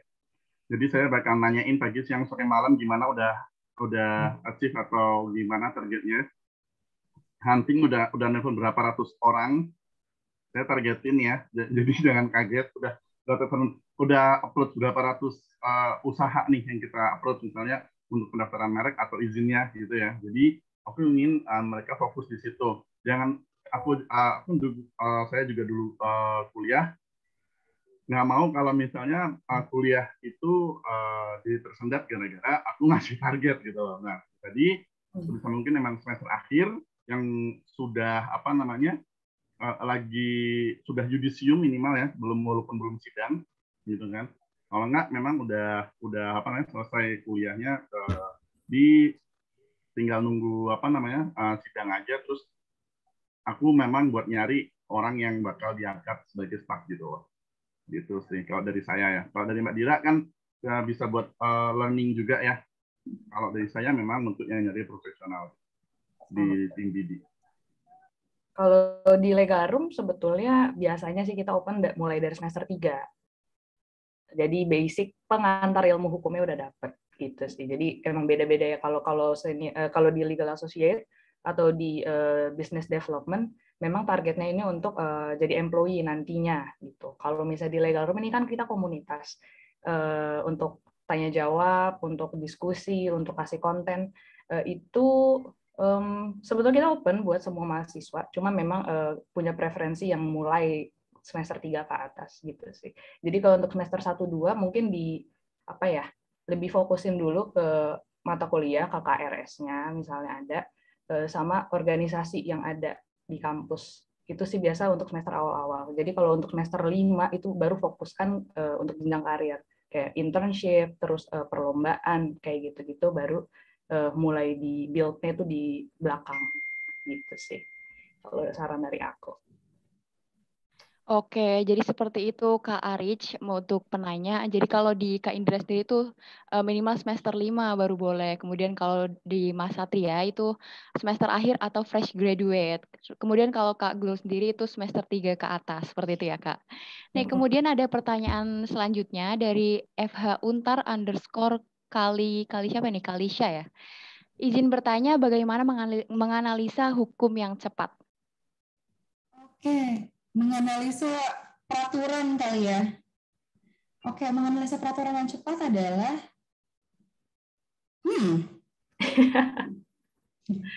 Ada ininya nggak? Ada hacksnya nggak Kak? Ada.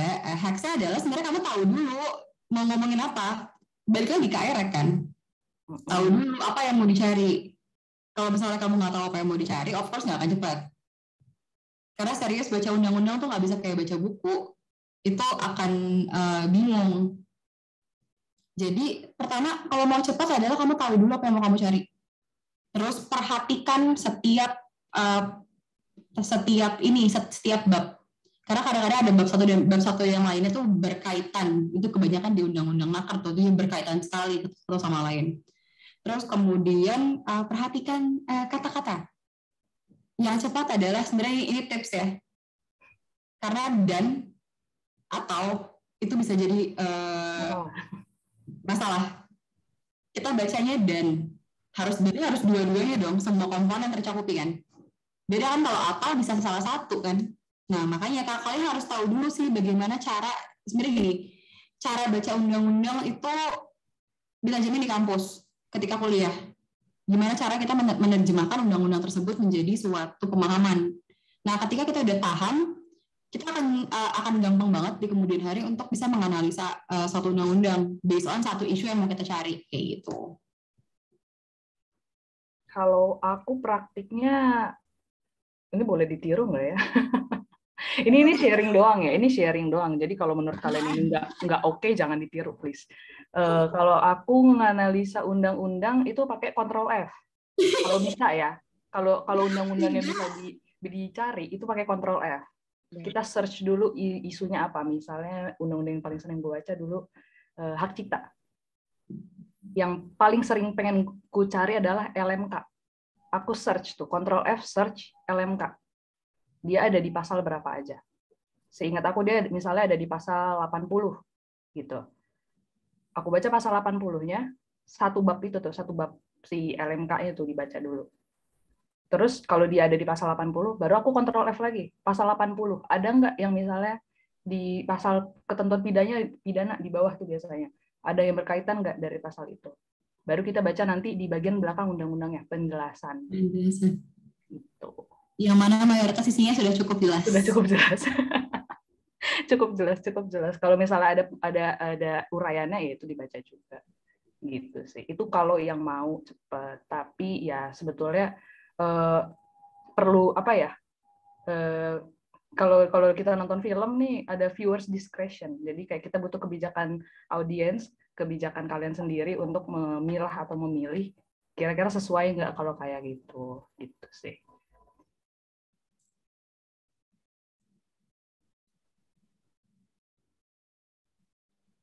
Oke, mungkin dari Kak Satria mau nambahin.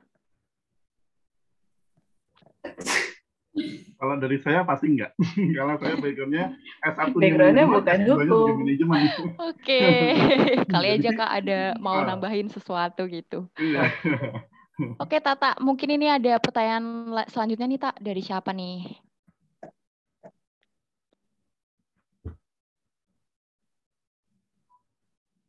Ya, benar banget, Feb. Ini ada pertanyaan dari Ranu Prasetya. Izin bertanya, bagaimana cara mempertajam analisis hukum atau sebuah peraturan? Berkaitan sih sama yang tadi. Mungkin Kak Indira sama Kak Gloria. Analisisnya ya. Betul. Ya, Kak Dira dipersilakan yang lebih senior. Mempertajam analisis itu pertama, kalau mau analisis dari satu isu ke satu peraturan, kamu harus tahu mitigasi risikonya. Misalnya, isunya A. Oke, kita bahas salah satu topik yang aku expertise ya. Isunya pemutusan hubungan kerja. Aku suka banget hukum tenaga kerjaan. Isunya pemutusan hubungan kerja. Kan kita kalau mau analisa, kita harus tahu dulu kan pemutusan hubungan kerja nih. Oke, gara-gara apa? Oke, misalnya gara-gara dia dipecat sama perusahaannya. Dipecatnya gara-gara apa? Oke, gara-gara dia nggak achieve. Kalau nggak achieve, berarti kita harus cek di mana. Di kontrak kerja ada nggak KPI? Disebutkan nggak? Nah, kita kan nggak tahu kan gambaran besar. Jadi kayak akan ada apa ya? Tabel ke bawah gitu loh. Akan bercabang nih nanti. Nah, setelah udah dapat gambaran besar isunya, baru satu-satu kalian cari di undang-undang. Misalnya, oke, putusan hubungan kerja itu gimana sih di undang-undang? Oke, undang-undangnya ngomong A. Nanti dari isu kedua, kenapa dia dipecat, ketahuan kan, oh, tapi dia nggak match nih sama undang-undang ini. Nanti dia share lagi ke bawah, oh, tapi kalau karena ini bisa. Jadi benar-benar kalian harus bikin kayak bagan. Kalau aku sih dulu gitu ya caranya, aku bikin kayak bagan gitu. A, B, bentar B, bercabang lagi. Jadi aku bisa punya gambaran case-nya dari, aku punya gambar analisa dari hal major ke hal minor. Jadi dari masing-masing komponen gambaran yang kalian tahu tuh menurut hukum gimana? Boleh nggak? Aturannya gimana? Pelaksanaannya gimana? Gitu sih. Oke. Ada tambahan nggak ya? Oke, mungkin kalau Kak Gloria ada tambahan? Kalau aku biasanya sih pakai bagan komparasi. Bisa. Jadi lebih di-compare gitu sih antara mungkin ada opsi-opsinya ya, yang kiri sama yang kanan, pros and cons-nya seperti apa.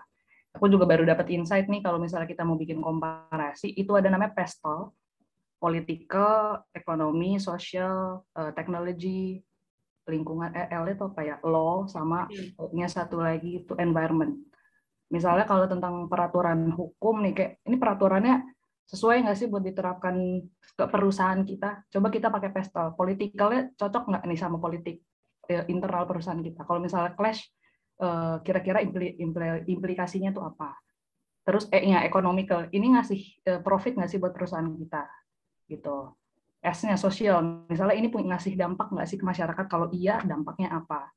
Teknologi, ini kita punya teknologinya nggak buat untuk mengimplementasi peraturan yang ini. Misalnya ada peraturan yang bilang kalau misalnya bisnis online tuh sekarang harus punya IUI lah, atau misalnya harus punya SIUK MSC gitu, itu izin-izin.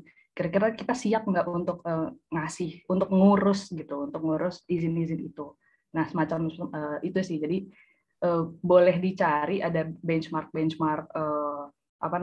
komparasi atau misalnya analisis, bikin mind map, bikin bagan atau bikin tabel, bentuknya bebas. Yang penting ada guidelines-nya sih. Boleh dicari aja di Google, banyak kok. Oke, keren banget sih jawabannya, sangat menjawab dan benar-benar membuka nih Kak. Gimana sih harusnya kita kalau misalnya mau menganalisis, jadi bisa bikin bagan dulu, mind map, atau mungkin tabel komparasi ya kayak gitu Kak. Mungkin Ranu, apakah sudah menjawab pertanyaannya? Thank you.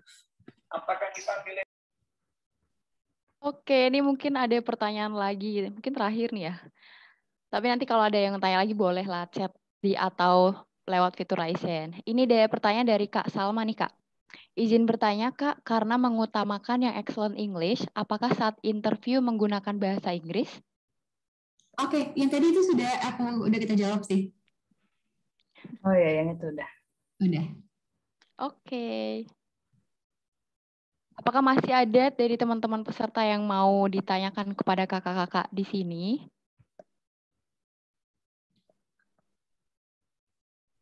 Kayak nggak ada lagi ya, Feb. Dan juga karena waktunya udah habis, mungkin kita bisa cukupkan dulu ya sesi Q&A-nya ini.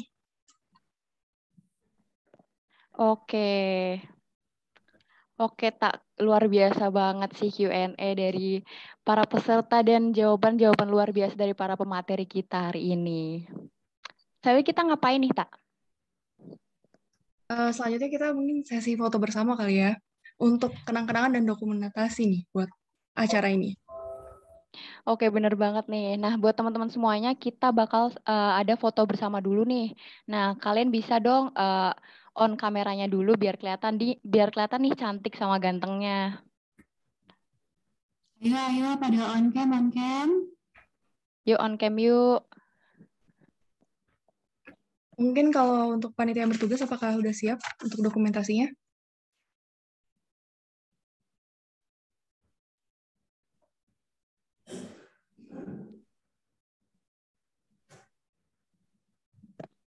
Udah Kak, boleh langsung. Ya mungkin ini masih banyak yang belum on cam nih. Kita tunggu dulu deh. Mungkin semuanya bisa on cam ya, yang nggak berhalangan.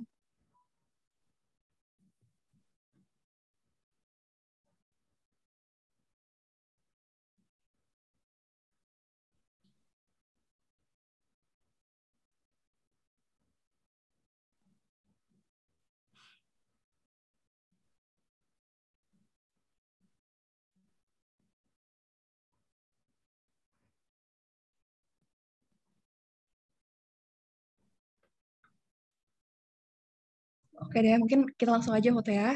Hitungan ketiga senyum ya semuanya. 1, 2, 3. Oke, untuk slide selanjutnya. 1, 2, 3. Oke, slide selanjutnya. 1, 2, 3. Oke, slide terakhir nih. 1, 2, 3. Oke, makasih semuanya. Oke, teman-teman semua. Nah, kita nih udah selesai nih, Tak, foto bersamanya. Kita mau ngasih info juga nih, kalau ternyata di Taman Hukum itu ada acara lain selain dari company visit ini. Nah, salah satunya itu ada essay competition, yang mana essay competition ini tentunya banyak banget nambah wawasan kita nih. Nah, buat teman-teman semua yang suka banget nulis atau sedang mencari lomba-lomba ini, bisa dong ikutin lomba yang diadain sama Taman Hukum. Nah, buat info lebih lanjutnya, kalian bisa datengin atau kepo ini sosial media dari Taman Hukum itu sendiri. Ada TikTok, kemudian Instagram, ada Twitter, ada LinkedIn, kemudian ada YouTube juga, teman-teman. Nah, Oh iya, teman-teman nih. Sebelum kalian meninggalkan room Zoom, ini mungkin yang ditunggu-tunggu nih, absensi. Kalian bisa nih mengisi kuesioner di bawah yang udah disediain sama panitia di kolom chat ya, teman-teman. Oke, sebelumnya juga kami dari pihak Taman Hukum mau ngucapin terima kasih banget nih buat para pemateri yang luar biasa banget dari Kak Gloria, Kak Satria, sama Kak Indira. Udah benar-benar membuka wawasan kita nih tentang dunia kerja itu seperti apa, terus juga job desk-nya kayak gimana sih Kak. Mungkin banyak juga dari kita masih bingung nih Kak, mau setelah lulus nanti mau jadi apa. Jadi Kak, setelah kita dengar-dengar dari Kakak nih penyampaian materinya, kita jadi lebih terbuka nih wawasannya. Kira-kira mau jadi apa sih nanti. Makasih banget ya Kak udah meluangkan waktu dan juga memaparkan materi yang sangat luar biasa ini. Oke, sama-sama. Sukses terus Taman Hukum dan juga semua peserta. Makasih banyak Kak.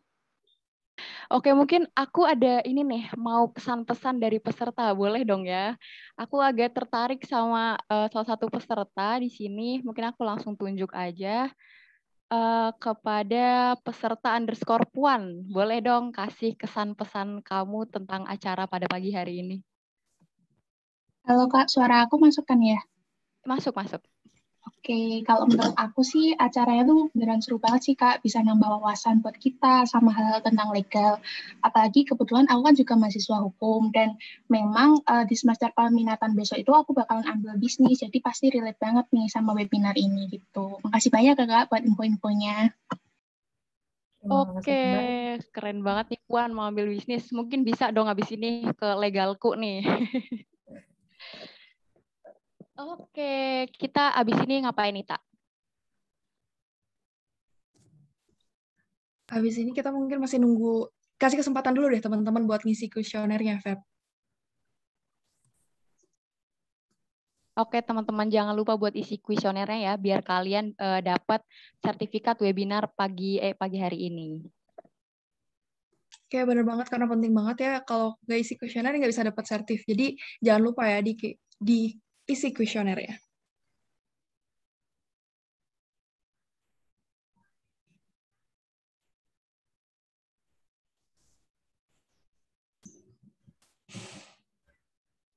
Oke, Feb, gak kerasa ya, kita udah sampai nih di penghujung acara nih, Feb. Jadi, makasih banyak. Terima kasih sekali lagi kepada kakak-kakak pemateri, sama teman-teman juga yang udah ngikutin acara ini, sama peserta semuanya yang udah mengikuti acara sampai akhir. Saya Tata dan rekan saya Feby, pamit undur diri. Sampai jumpa di acara-acara Takum selanjutnya. Terima kasih semuanya. Stay safe and healthy. Stay safe and healthy, kakak-kakak juga.